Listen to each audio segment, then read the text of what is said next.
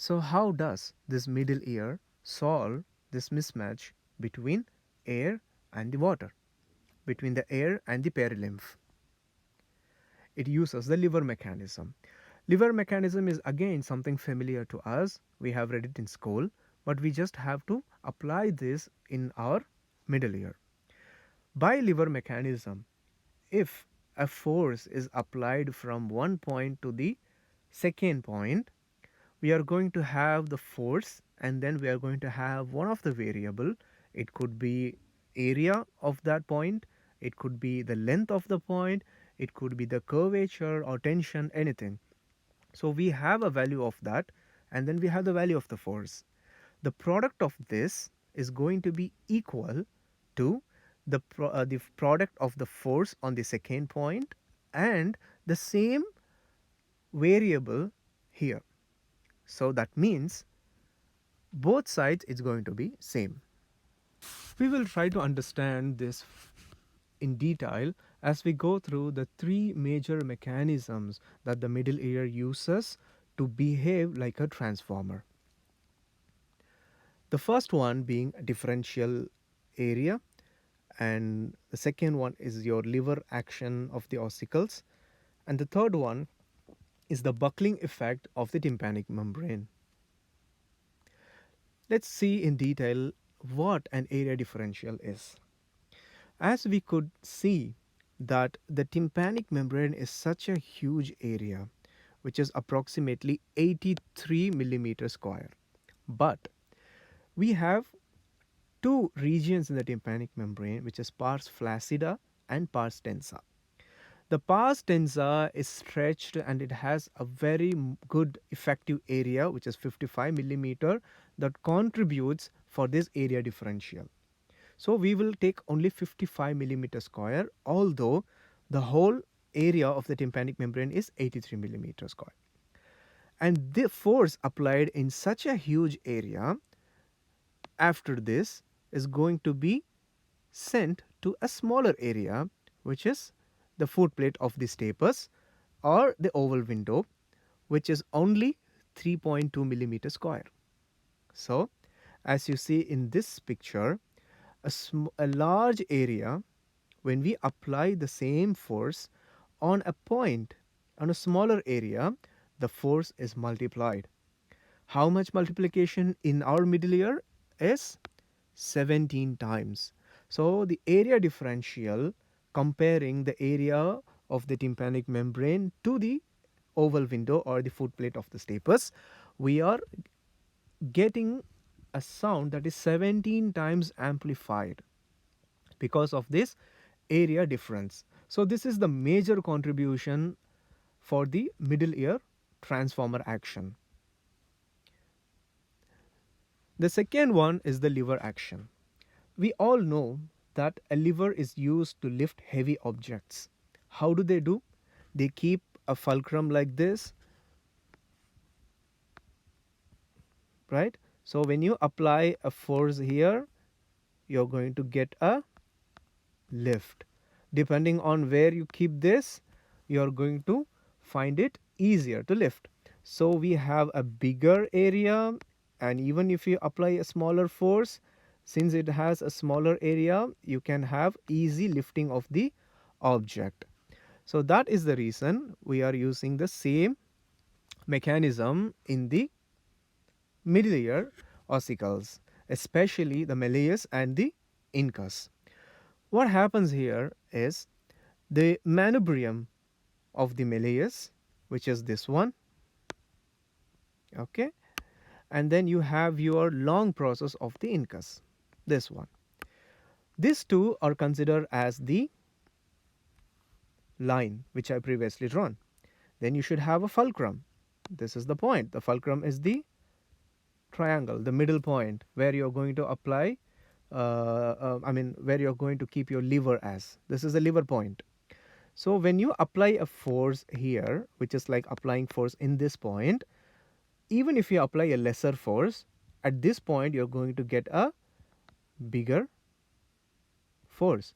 So this point is here. So when you apply a smaller force, it is going to be amplified at this 3 because of the fulcrum here.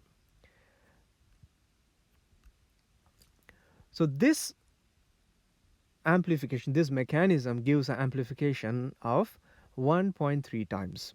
Not a huge contribution like the area differential, which is 17 times. It is still a major contributor, which is it amplifies the sound 1.3 times the original sound. The third mechanism is the buckling effect. In example A, we see that a flat surface with a fulcrum at this end, there is a force, bigger force acting at one end and smaller force at another end. Here, the bigger force is acting on a smaller surface and a smaller force is acting on a bigger surface. Here, we see that the product of this bigger force and the smaller area is equal to the bigger area and the smaller force. Now, this is for a flat area. Let's see what happens in a curved area. We have a curved area with its both ends fixed. Now the force is acting downwards. So there is a tension that is created on the surface and there is a displacement which is measured as height h. When we apply into formula, the force applied on the area A is equal to the tension created and the height displaced, 8 times the height displaced. Now the area and the height is going to tell us how is this how curvature this is. So we arrive at this expression: the force divided by the tension is directly proportional to the curvature. Now when the curvature increases, the force is also increased, or the force, if it's increased, the curvature also will increase. We apply this in the example C. This is a tympanic membrane from the top angle, not from the ear canal. This is from the top angle. You have your manubrium here, and this is a fixer. This is the annulus of the tympanic membrane, so this is not going to move. The only movable part is this tympanic membrane and the manubrium. So when a force is applied, this is the dotted line is the curvature. So the curvature has increased from the solid line resting position. So when the curvature increases, the force increases. So this force actually is being concentrated at this point. So this heavy displacement of the tympanic membrane is going to direct the whole force on a manubrium which moves at a very small displacement but more of the force. This force that this two curvature provides is actually doubled. So because of this buckling effect, we are going to have doubling of the original sound.